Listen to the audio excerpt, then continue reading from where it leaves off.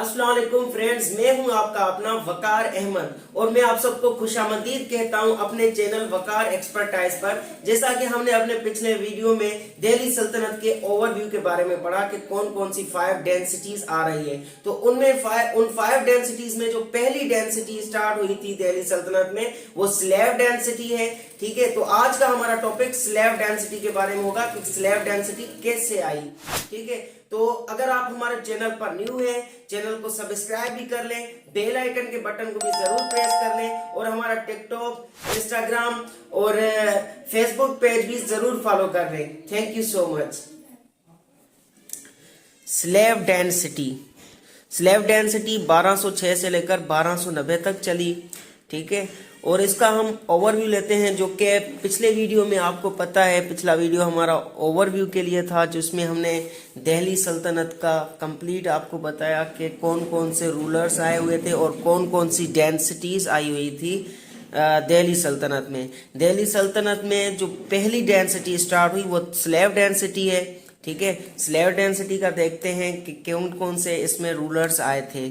ठीक है, slave density में कुतुबुद्दीन ऐबक जो 1206 से लेकर 1210 तक थे, 4 ईयर इसका टाइम पीरियड था रूलिंग का। और इनकी ये टाइम पीरियड आप नोट करते जाएं, ये आपके लिए बहुत फायदेमंद है और ये MCQs में आपको काम आएंगे। उसके बाद आराम शाह आते हैं और उसके बाद जो है शमसुद्दीन इल्तुतमिश आते हैं जिसका 25 ईयर्स टाइम पीरियड होता है। और रुकनुद्दीन उसके बाद आते हैं जिसका टाइम पीरियड 1 ईयर होता है। रुकनुद्दीन के बाद आती है रजिया सुल्ताना जिसका टाइम पीरियड 4 ईयर्स होता है रूलिंग का। और उसके बाद बहराम शाह आते हैं, बहराम शाह के 2 ईयर्स होते हैं टाइम पीरियड रूलिंग के। और उसके बाद मसूद शाह आते हैं, मसूद शाह का जो रूलिंग टाइम था वो 4 ईयर था। उसके बाद नसीरुद्दीन का जो टाइम पीरियड था 20 ईयर्स थे। ठीक है, और उसके बाद थे गयासुद्दीन बलबन, उनकी 21 ईयर्स टाइम पीरियड थे रूलिंग के। उसके बाद कायकाबाद का 3 ईयर टाइम पीरियड था रूलिंग का। तो अभी कुतुबुद्दीन ऐबक की हम इसमें बात करेंगे, जो कि गौरी सल्तनत में भी जो गौरी डेंसिटी थी उसमें गवर्नर थे दिल्ली के। ठीक है, तो इसमें हम बात करते हैं कुतुबुद्दीन ऐबक के इसने रिवोल्ट वहां पर स्टार्ट किया और यहाँ पर अपनी एक अलग डेंसिटी स्टार्ट कर ली जिसको नाम दिया स्लेव डेंसिटी। दिल्ली सल्तनत स्टार्ट करवाई। वो कैसे हुआ? ठीक है, ये जो है ओरिजिनली ये तुर्की के हैं कुतुबुद्दीन ऐबक। ठीक है, और ये एक स्लेव थे गौरी डेंसिटी में। ठीक है, दिल्ली के गवर्नर थे। 1206 में ये मोहम्मद गौरी के बाद मास्टर ऑफ हिंदुस्तान हो जाते हैं और रूल करना स्टार्ट कर देते हैं दिल्ली पर। ठीक है, ये दिल्ली पर रूल करना स्टार्ट हो जाते हैं और यहां से ही जो स्लेव डेंसिटी है स्टार्ट हो जाती है। दिल्ली सल्तनत यहां से स्टार्ट हो जाती है। ठीक है, और ये कुतुबुद्दीन ऐबक 2 मस्जिदें बनाता है। एक का नाम है कुव्वतुल इस्लाम जो कि दिल्ली में है, और दूसरी 2.5 दिन का झोंपड़ा जो अजमेर में है। ये दोनों मस्जिदें बनाता है। उसके साथ ये काम करना स्टार्ट कर देता है कुतुब मीनार का। कुतुब मीनार तो आपने सुना होगा, कुतुब मीनार इंडिया में है और जो कि एक सूफी बुजुर्ग के लिए ये बनवाना स्टार्ट कर देता है जिसका ख्वाजा कुतुबुद्दीन बख्तियार काकी, ये एक बहुत फेमस सेंट है जो इसको सब जानते भी हैं। ठीक है, पर ये काम करना स्टार्ट कर देता है कुतुबुद्दीन ऐबक। उसके बाद इसको कंप्लीट जो करता है इल्तुतमिश करता है, जो कि सन इन लॉ होते हैं कुतुबुद्दीन ऐबक के।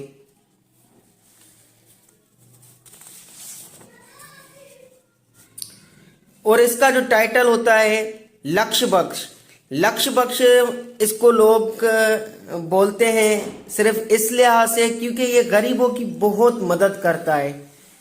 ये इसकी जो जनरलिटी है इसके लिहाज से बहुत सारे लोग इसको मतलब लॉबी करते हैं और ये बहुत मदद मतलब काम आता है, गरीबों के लोगों के बहुत काम आता है। और इसकी जो डेथ हो जाती है, पोलो गेम में इसकी डेथ हो जाती है 1210 में, सही है।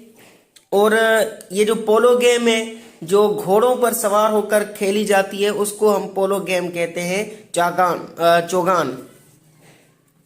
कुतुब मीनार की हम डिटेल देखते हैं। इसकी जो टोटल हाइट है 73 मीटर्स है कुतुब मीनार की हाइट। और ये सामने बना हुआ है जो कुव्वतुल इस्लाम मस्जिद है उनके सामने बनाया हुआ है, और स्टार्ट किया था कुतुबुद्दीन ऐबक ने, ठीक है। और इल्ततमिश जो है 3 मोर स्टोरीज इसमें ऐड करवाता है। उसके बाद जो फेरोज शाह है वो इसका जो टॉप स्टोरी होता है वो बनवाता है। और इसकी लोकेशन दिल्ली में है, कुतुबुद्दीन ऐबक कुतुब मीनार की। उसके बाद आराम शाह आते हैं, ठीक है, 1210 से लेकर 1211 तक। ये जब कुतुबुद्दीन की डेथ हो जाती है तो जो तुर्किश फ्यूडल्स होते हैं, जो सरदार होते हैं तुर्किश, वो कहते हैं कि हम उसके बेटे को बिठाएं उसकी जगह पर, आराम शाह को, ठीक है। पर उसके साथ कुछ और लोग भी इसके खिलाफ भी होते हैं आराम शाह के, कि आराम शाह नहीं आए, हम किसी और को इनवाइट करते हैं। तो फिर वो शमसुद्दीन इल्ततमिश को इनवाइट करते हैं कि वो आए, और यहाँ पर ही आराम शाह और इल्ततमिश की जंग स्टार्ट हो जाती है, और इल्ततमिश इसको मार देता है और अपना वो रूल करना स्टार्ट कर देता है दिल्ली पर। शमसुद्दीन इल्ततमिश 1211 से लेकर 1236 तक, इसका जो टाइम पीरियड होता है स्लेव डेंसिटी स्टार्ट कर देता है, क्योंकि ये खुद भी एक स्लेव ही था, सही है। और उसके बाद क्या होता है कि दिल्ली पर आराम शाह को डिफीट करके 1211 में अपनी सल्तनत स्टार्ट कर देता है, अपना रूल स्टार्ट कर देता है। और ये जो है लाहौर के एरियाज को भी दिल्ली कैपिटल बना देता है, ठीक है। इसलिए इसको कहा जाता है कि रियल फाउंडर ऑफ दिल्ली सल्तनत। और ये बहुत कैपेबल रूलर था, इसको फुल कमांड था कि कैसे मुझे रूल करना है, कैसे मुझे लोगों को कन्वेंस करना है, हर चीज को ये अच्छे से जानता था, ठीक है। और जो चालीसा चालगानी ग्रुप ऑफ 14, ये 40 का जो ग्रुप होता था 40 लोगों का, उसमें मतलब ये पावर होते थे, ये डिस्ट्रीब्यूट पावर होते थे उन सब में 40 लोगों में, जो कि आजकल के दौर में प्रेजेंटली हम कैबिनेट मिनिस्टर्स और काउंसलर ऑफ मिनिस्टर्स, ठीक है, ये जो भी है ये सारी की सारी चीजें इनमें की गई, ठीक है। और इसने कॉइन्स भी इंट्रोड्यूस करवाए, एक सिल्वर कॉइन जिसको हम टंका कहते हैं, और दूसरा कॉपर कॉइन जिसको हम जित्तल कहते हैं। ये भी इसने ही इल्ततमिश ने ही हमें इंट्रोड्यूस करवाए। इक्ता सिस्टम क्या है? इक्ता सिस्टम ये है कि जिसमें सिविल एडमिनिस्ट्रेशन, आर्मी को मतलब सेंट्रल पावर हो, ठीक है, ये भी इसने ही इंट्रोड्यूस करवाए थे। और उसके साथों साथ ये जो है कुतुब मीनार भी इसने ही कंप्लीट करवाया, जो कि स्टार्ट किया था कुतुबुद्दीन ऐबक में 1220 में। और इसने जो है दिल्ली सल्तनत को सेव भी किया, दिल्ली सल्तनत को फुल सपोर्ट किया, वो इस लिहाज से कि इसने मंगोल्स के जो मंगोल्स हैं उनको भी मतलब उनके हमलों से बचाया, चंगेज खान से बचाया, और बहुत सारी जंगों से इसने सेव किया दिल्ली सल्तनत को। और इसके बाद क्या होता है, रुकनुद्दीन आते हैं 1236 में, जिसका टाइम पीरियड होता है ओनली 6 मंथ, ठीक है। ये सिर्फ और सिर्फ इसका टाइम पीरियड 6 मंथ के लिए होता है। और ये जो है इल्ततमिश के बेटे होते हैं, ठीक है। और ये इसकी डेथ हो जाती है 1236 में ही, ठीक है। और जो है क्या रजिया सुल्ताना जो है, रजिया सुल्ताना यहाँ पर वर्क अपनी रूल करना स्टार्ट कर देती है, जो कि इल्ततमिश की बेटी होती है। रजिया सुल्ताना 1236 से लेकर 1240 तक इसका टाइम पीरियड होता है। और ये हिस्ट्री ऑफ इंडो पाक की फर्स्ट रूलर लेडी रूलर थी जिसने आके रूल किया, ठीक है। और ये इसकी डेथ हो जाती है 1240 में। इसके बाद आता है बहराम शाह। ये इतने खास मतलब सवालात नहीं आते हैं, नहीं पूछे जाते हैं, एमसीक्यूज में इतने ज़्यादा नहीं आते हैं, इसलिए हम इसको थोड़ा थोड़ा रिव्यू कर रहे हैं। इसके बाद जो हम डिटेल जाएंगे, जितने जो मेन हमारे टॉपिक होते हैं उसको हम डिटेल में डिस्कस भी करते हैं, ठीक है। इसके बाद जो है बहराम शाह आते हैं 1240 से लेकर 1242 तक। और ये जो है तीसरे सन होते हैं आराम शाह के, ठीक है। और इसने जो रूल किया सिर्फ और सिर्फ 2 साल के लिए रूल किया। इसके बाद आते हैं मसूद शाह। मसूद शाह जो है 1242 से लेकर 1246 तक होते हैं। और इसका जो रूलिंग टाइम पीरियड होता है सिर्फ और सिर्फ 4 साल के लिए आते हैं, सॉरी फॉर दैट, 4 साल के लिए इसका रूल होता है। उसके बाद जो है नसीरुद्दीन महमूद 1246 से लेकर 1267 तक होते हैं। और ये जो है ये भी बेटे ही होते हैं इल्तुतमिश के, जो कि मलिका जहां से, ठीक है। और ये इसको कहा जाता है दरवेशी किंग, मतलब दरवेशों का बादशाह। मलिका जहां के ये बेटे में होते हैं इल्तुतमिश के, और जो इसकी माँ का नाम है मलिका जहां, ये उनमें से इनके बेटे होते हैं। और इसको दरवेशी किंग भी कहा जाता है, ठीक है।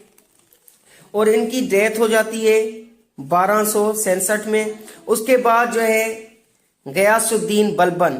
ये गयासुद्दीन बलबन का भी आप नाम सुना होगा। और ये टॉपिक हम इसको देखते हैं और इसको डिस्कस भी करते हैं, क्योंकि इसके सवालात आते हैं एमसीक्यूज में बहुत ज़्यादा, ठीक है। 1267 से ये आते हैं और अपना रूल करना स्टार्ट कर देता है। इसका तकरीबन 21 ईयर्स रूलिंग टाइम पीरियड होता है। और ये 40 जो बॉडी होती है 40 की, उसको ये तोड़कर ये अपनी नई एक अपॉइंट करता है जिसका नाम होता है स्पाई सिस्टम, ठीक है। इसमें मिलिट्री सिस्टम होते हैं, मिलिट्री डिपार्टमेंट होते हैं, जो दीवाने अर्ज इसमें होते हैं, ठीक है। और ये अपनी एक स्ट्रॉन्ग आर्मी बना देता है जो कि मंगोल्स के लिए, ठीक है। और ये एक नई चीज भी पॉलिसी इंट्रोड्यूस करवाता है जिसका आयरन एंड ब्लोन नाम होता है। इसका मतलब ये होता है कि कोई भी जो यहाँ के बादशाह है उसको कोई भी मतलब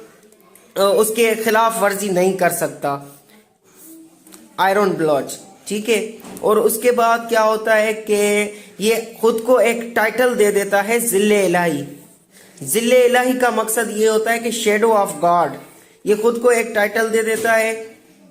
और दूसरी चीज भी ये एक इंट्रोड्यूस करवाता है पाइबोज एंड सजदा, ठीक है, फॉर नॉर्मल फॉर्म ऑफ इसमें जो पाइबोस होते हैं। पाइबोस का मतलब ये है कि जो बादशाह होते हैं उनके पैरों को चूमना, ये भी बोलता है कि आप कर सकते हो और आपको करना भी चाहिए, ठीक है, ये लोगों को कह देता है। उसके बाद आप सजदा भी कर सकते हो, जो आपके बादशाह है उनको आप सजदा भी करना स्टार्ट कर लें, ये भी ये बनाता है। ये तबाह कर देता है मेवाती राजपूता को, ठीक है, जो दुआबे होते हैं इनको भी ये तबाह करके, और यहाँ से और इसके जो है बलबन के लास्ट डेट होते हैं सल्तनत अफेयर्स में, ठीक है। ये इसके ये जब जो इसका बेटा होता है, बड़ा बेटा मोहम्मद, उसकी जब डेथ हो जाती है उसके बाद ये मतलब बिल्कुल कमजोर हो जाता है। और जो 1285 है उसमें इसकी डेथ हो जाती है उसके बेटे की, ठीक है, मोहम्मद की। जो मंगोल्स होते हैं उसको मार देते हैं और ऐसे ही स्लेव डेंसिटी का एंड होना स्टार्ट हो जाता है। उसके बाद जो है काइकाबाद आते हैं जो कि ग्रैंडसन होते हैं बलबन के, ठीक है। और ये 1287 में आते हैं, ठीक है। और काइकाबाद जो है खिलजी डेंसिटी जो हम आगे पढ़ने वाले हैं उनमें उनकी फैमिली में से ये काइकाबाद की भी डेथ हो जाती है, ठीक है। और जो स्लेव डेंसिटी है ऐसे ही इनकी एंड हो जाती है और यहीं से खिलजी डेंसिटी स्टार्ट हो जाती है दिल्ली सल्तनत में। दिल्ली सल्तनत में स्लेव डेंसिटी जैसे ही ख़त्म हो जाती है तो खिलजी डेंसिटी स्टार्ट हो जाती है। ठीक है, तो इंशाल्लाह हमारा जो नेक्स्ट टॉपिक होगा वो खिलजी डेंसिटी पर होगा। तो तब तक आप अपना ख्याल रखिए। अल्लाह हाफिज़।